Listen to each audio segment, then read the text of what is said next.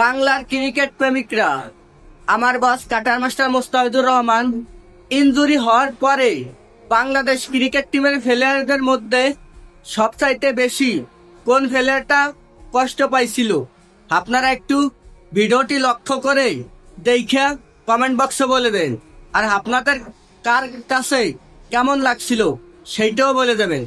আমার কিন্তু এই জায়গায় পুরো ছিঁড়ে গেছিল, তারপরে আমার ভালো লাগছিল যে আমার বস কাটা মাস্টার মোস্তাফিজুর রহমান ইনজুরি হওয়ার পরেও দেশের জন্য ইনজুরি অবস্থায় পরে একটি বল করে উইকেট নিয়ে বাংলাদেশকে ম্যাচটি জিতিয়েছে।